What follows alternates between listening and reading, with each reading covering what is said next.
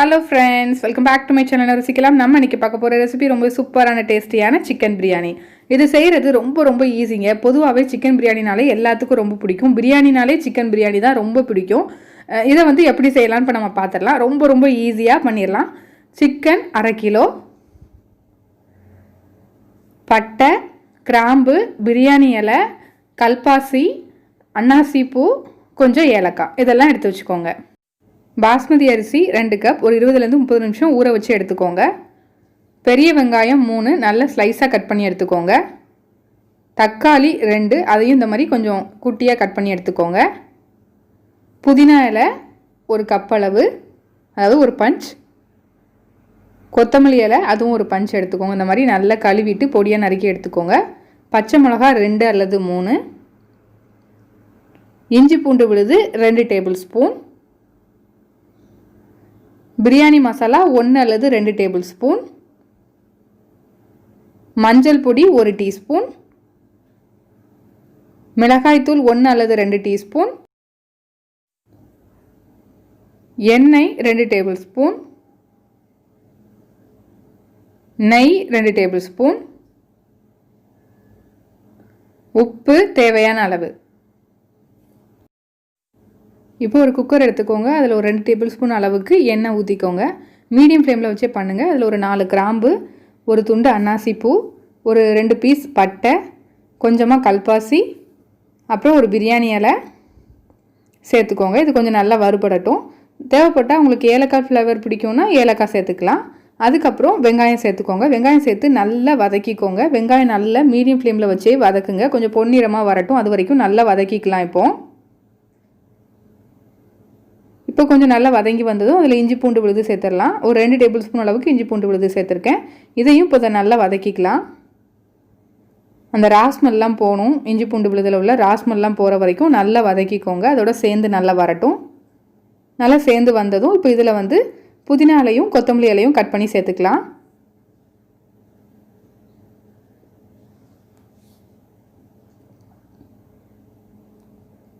நல்லா மிக்ஸ் பண்ணி விட்டுக்கோங்க.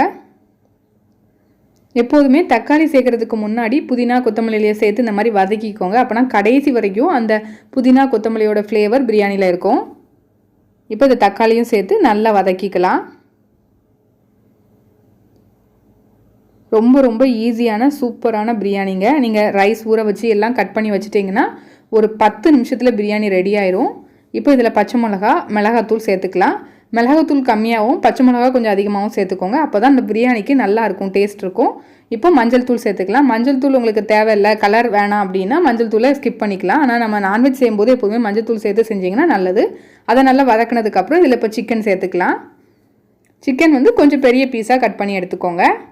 அப்போ தான் பிரியாணிக்கு நல்லாயிருக்கும். இப்போ இதை நல்லா மிக்ஸ் பண்ணி கொஞ்சம் நேரம் இந்த மசாலாவோட வேகட்டும். நல்லா வதக்கிக்கோங்க. காரம் உங்களுக்கு தேவைக்கு ஏற்ற மாதிரி சேர்த்துக்கோங்க. நீங்கள் உங்கள் வீட்டில் உள்ள குழந்தைங்களுக்குலாம் கொடுக்குறதா இருந்துச்சுன்னா கொஞ்சம் காரம் கம்மியாக சேர்த்துக்கோங்க. அவ்வளோதான். இப்போ இதை நல்லா வதங்கிடுச்சு. இப்போ இதில் நம்ம ஊற வச்சு எடுத்து வச்சுருக்க பாஸ்மதி அரிசியை சேர்த்துக்கலாம். நான் 2 கப் பாஸ்மதி அரிசி இன்றைக்கி எடுத்திருக்கேன். நீங்கள் கரெக்டாக பிரியாணி செய்ய ஆரம்பிக்கும் போது பாஸ்மதி அரிசியை ஊற வச்சா கூட உங்களுக்கு கரெக்டாக இருக்கும்.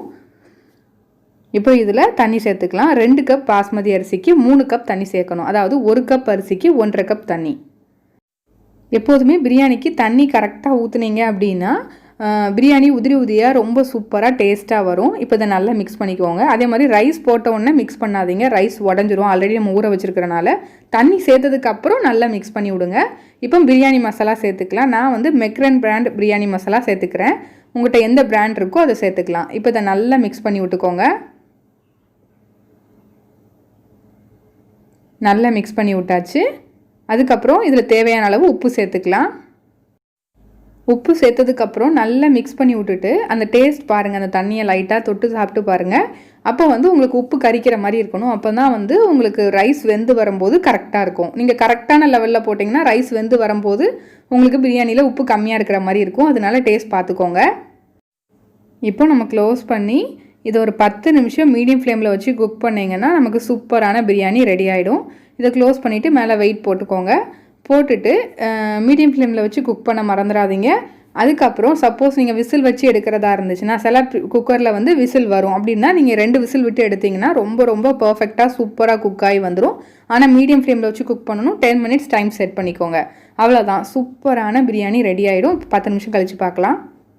பாருங்கள், இப்போ ஒரு 10 மினிட்ஸ் ஆகிடுச்சு. 10 மினிட்ஸ்க்கு அப்புறம் அந்த ஏர்லாம் நேச்சுரலாக ரிலீஸ் ஆனதுக்கப்புறம் ஓப்பன் பண்ணுங்கள். இப்போ இதுக்கு மேலே கொஞ்சமாக நெய் சேர்த்துக்கலாம். நெய் சேர்த்துட்டு இப்போ இதை மெதுவாக கலந்துக்கலாம். எப்போதுமே பிரியாணிக்கு வந்து கடைசியாக நெய் சேர்த்து இந்த மாதிரி மிக்ஸ் பண்ணி பாருங்கள். அந்த நெய் ஃப்ளேவர் நல்லா அதில் இறங்கி சூப்பராக இருக்கும். நம்ம முதல்ல சேர்க்குறத விட இந்த மாதிரி ட்ரை பண்ணி பாருங்கள். சூப்பரான எம்மியான டேஸ்டியான சிக்கன் பிரியாணி ரெடி ஆகிடுச்சு. பாருங்கள் எவ்வளோ உதிரியாக இருக்குன்னு. இப்போ இதுக்கு ஒரு ரைத்தா ரெடி பண்ணிடலாம். கொஞ்சமாக ஆனியன் கட் பண்ணி இந்த மாதிரி நல்லா உதிர்த்து எடுத்துக்கோங்க. அதுக்கப்புறம் அதில் தயிர் சேர்த்துக்கலாம். தயிர் வந்து கொஞ்சம் கெட்டியான தயிராக சேர்த்திங்கன்னா தயிர் பச்சடி எப்போதுமே ரொம்ப ரொம்ப சூப்பராக இருக்கும்.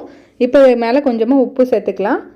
அதுக்கப்புறம் கொஞ்சம் கொத்தமல்லி இலை, ஒரு பச்சை மிளகா சேர்த்துக்கலாம். தேவைப்பட்டால் நீங்கள் தக்காளி கூட சேர்த்துக்கலாம். அப்புறம் கேரட் கூட துருவி போட்டுக்கலாம். ரொம்ப சூப்பராக இருக்கும். அவ்வளோதான், நமக்கு சூப்பரான ஆனியன் ரைத்தா ரெடி ஆகிடுச்சு. இப்போ நம்ம சர்வ் பண்ணிடலாம்.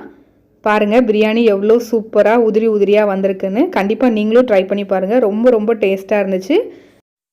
பிரியாணி செய்கிறது ரொம்ப ரொம்ப ஈஸி தாங்க. நம்ம தண்ணி கரெக்டாக வைக்கணும். அந்த ரைஸை ஊற வச்சு கரெக்டாக சேர்க்கணும். கரெக்டான லெவலில் குக் பண்ணி எடுக்கணும். இதை மட்டும் நீங்கள் கரெக்டாக ஃபாலோ பண்ணிங்கன்னா சூப்பரான பிரியாணி ரெடி ஆகிடும். இந்த சூப்பரான ரெசிபி உங்களுக்கு பிடிச்சிருந்துச்சுன்னா லைக் பண்ணுங்கள், ஷேர் பண்ணுங்கள், கமெண்ட் பண்ணுங்கள். நம்ம சேனலை இப்போ தான் நீங்கள் ஃபஸ்ட் டைம் பார்க்குறீங்களா? அப்போ சப்ஸ்கிரைப் பண்ணி பக்கத்தில் உள்ள பெல் ஐக்கானை கிளிக் பண்ணி அதில் ஆளுங்கிற பட்டனை கிளிக் பண்ணிக்கோங்க. அப்போ தான் ஃபியூச்சர் ரெசிபீஸில் அவங்க நோட்டிஃபிகேஷன் லிங்க்கில் வரும். Thank you friends.